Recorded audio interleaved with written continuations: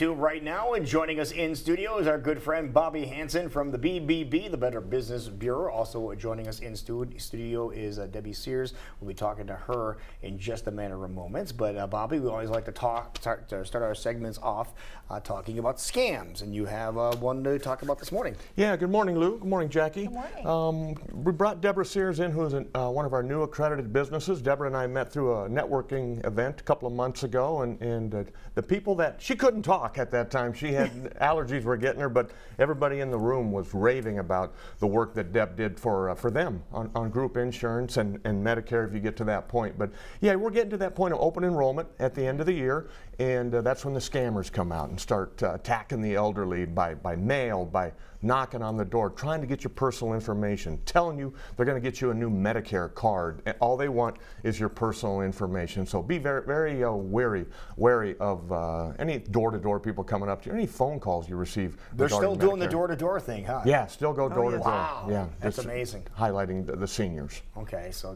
yeah, don't fall for that. And I love hearing, Bobby, that you said a newly accredited business, because there's always businesses out there that we want to know are worthwhile and want to be checking out, courtesy of the BBB. You can always do that with your website. But Debbie Sears, thank you for joining us this morning. Tell us a little bit about Sears Insurance, because it sounds like you've kind of been in the Medicare field for quite some time here in West Des Moines. This is my 39th year in the business, and I am the owner of Sears Insurance. We are an independent health insurance agency, and we represent two market segments. We have the individuals, which are under 65, as well as the folks over age 65. Okay. And then we have the business market, which is defined as small business and large business, depending on your employee count.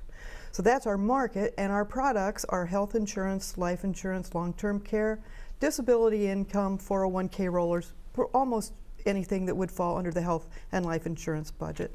So we have seen a lot of change here just in the last 5 or 6 years. I was just going to say, what's the change with health insurance and everything right now? We've seen more change in this last few years than we have in my entire career. And when we say change, what do you mean? What I mean is the way the application process happens, the way the eligibility is determined. We now have a cyclical business where there is a time of year that people can enroll. Right. You have to have special events to buy individual insurance when that was still a reality. January 1, that will change.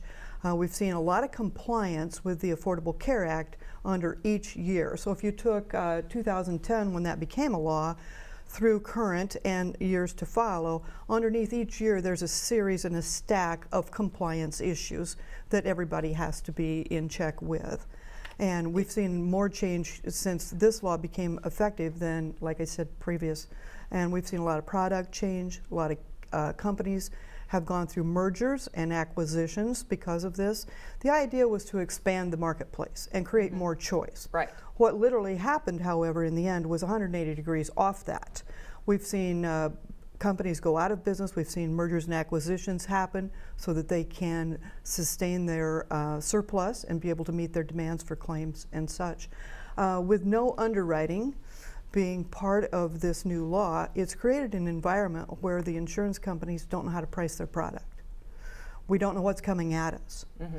So as an example, I could give you, if you took any other insurance that you buy, life insurance, auto insurance, any insurance, there would be an underwriting process that would determine your risk, and therefore your price, your premium, would be based on your risk. So there was something you can base it off of. You could base it off of that, and that gave the companies a way to project their claims so that they could properly price their product, keep their surpluses in check, and meet the demands of the consumer.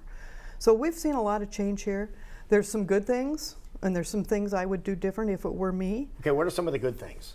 Good things is nobody was left out. Right. Everybody could get coverage, which I think in the end, if you understand the insurance game to begin with, it's a numbers game. So you want the good, you want the adverse, you want the young, you want the elderly, you want everybody to be a player here. Mm-hmm. But what happened with this is we had adverse selection. Because the rates were so undetermined and so high and came in at renewal rates unprecedented, the younger folks that are healthy, that are invincible, and we were all there once, said, yeah, I'll take my penalty. Well, the penalty didn't offset the liability. So we ended up with adverse selection, which was typically the people that had a need. We saw people come on the plan, have a procedure done, and drop the insurance. Really? I never thought about that. Nationwide, that was a big item. Wow. We have chronic illness. Illness is being managed different today. So what might have led to the end years ago is being managed today. Chronic illnesses, generally, it's not one. Generally, there's numerous illnesses being treated, and those costs are extremely high. You know, you take your top illnesses today, like they've always been: heart, cancer, diabetes. A lot of these are related to genetics. A lot of them are related to lifestyles. So I think the responsibility in the end comes back to each of us as individuals. We need to be a team member and a player with our doctors and our providers. We need to hold up our end of the deal. There is no magic prescription. There's no magic bullet that's going to replace healthy lifestyles.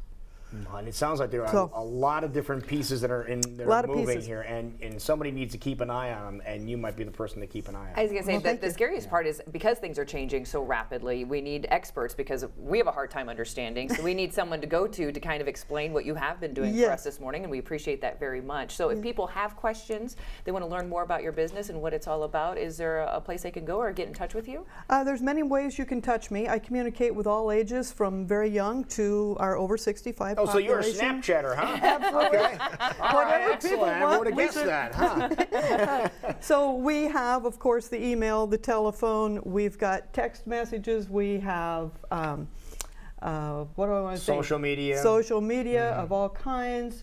We've got, But it really looks like you cover it all. Like no We matter do. what age you are or what you're looking for, you guys do. have an answer.